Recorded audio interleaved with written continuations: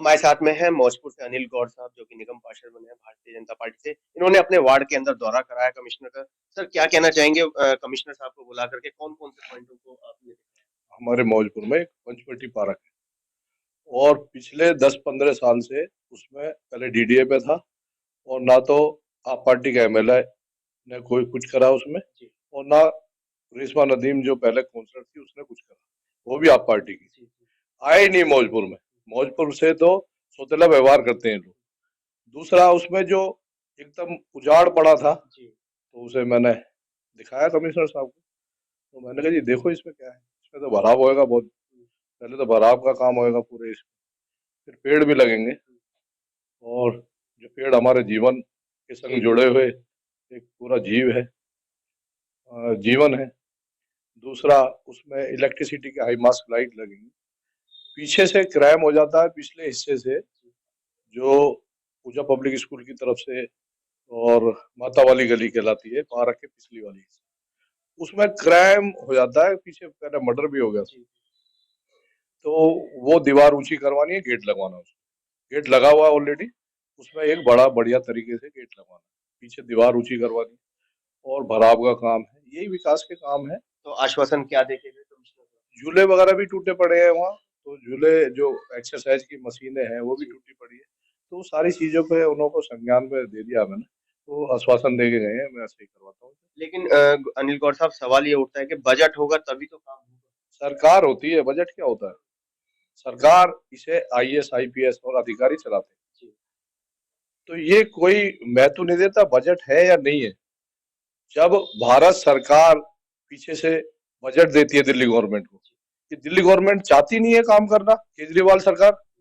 अब एक बात बताओ, अभी ये हम सब लोग जीत के आए हैं, तो शपथ ग्रहण में 20-25 दिन उन्होंने वैसे ही खराब कर दिए। 10 जो हमारे नॉमिनेट काउंसलर हैं, 15 दिन बाद ओथ हुई, इनों की शपथ हुई। 15 दिन पहले क्या हो गया था उन्हें, क्यों रोक दिया गया? 15 दिन तूने खराब करे, और बाकी अब तक जो भी समय खराब हो रहा है वो केजरीवाल की वजह से खराब हो रहा है, सरकार की वजह से खराब हो रहा है। मेयर और स्टैंडिंग के चेयरमैन की जो शपथ नहीं हो पा रही, वो दिल्ली सरकार। हाँ, दिल्ली सरकार जिम्मेदार है। हम तो नव नियुक्त काउंसलर हुए हैं, हमें पब्लिक ने वोट दिया है। इलाके का एक भी दिन खाली ना जाए, आप उसके काम को उतारू काम करें सुचारू रूप से। और वो हमारे को अड़चन, हमारे मतलब जो काम के जो तरीके हैं, जो हमारे को अधिकारी हमें मिलते हैं हमें काम करने के लिए, मतलब कि वो हमें वो वहां तक जाने से रोक रहे हैं, एक तरीके से विकास की डोर रोक रहे हैं। दिल्ली उन्होंने गड्ढे में डाल दी, सड़कें सारी टूटी पड़ी हैं, विकास कार्य सारा टूटा पड़ा है। गड्ढों की बात करी, केजरीवाल साहब ने अभी प्रेस कॉन्फ्रेंस करके कहा है कि अब पीडब्ल्यूडी सारी सड़कों को बनाएगी। बस यही कहेगा, ये पीडब्ल्यूडी करेगी या फलाना करेगी, ढिगमा करेगी। अरे भाई, मुख्यमंत्री है, कोरोना के टाइम में तूने पब्लिक को सारा हताश कर दिया, इतनी मौतें हुई है, तुम जिम्मेदार हो केजरीवाल सरकार, और दूसरा उसका जवाब तुम्हें देना है। अब आई दूसरी, ये सड़कें सारी टूटी पड़ी है, पेंशन तुमने बंद कर रखी है सीनियर सिटीजन की, राशन कार्ड तुमने बंद कर रखे है। एक बात बताओ, ऐसा कभी होता है क्या? तुम सामने हमारी बीजेपी की सरकार जीत के आई है, 105 हम है, 10 हमारे नॉमिनेट काउंसलर हैं, तो एक बात बताओ, तुम उन्हें एक्सेप्ट ही नहीं कर रहे।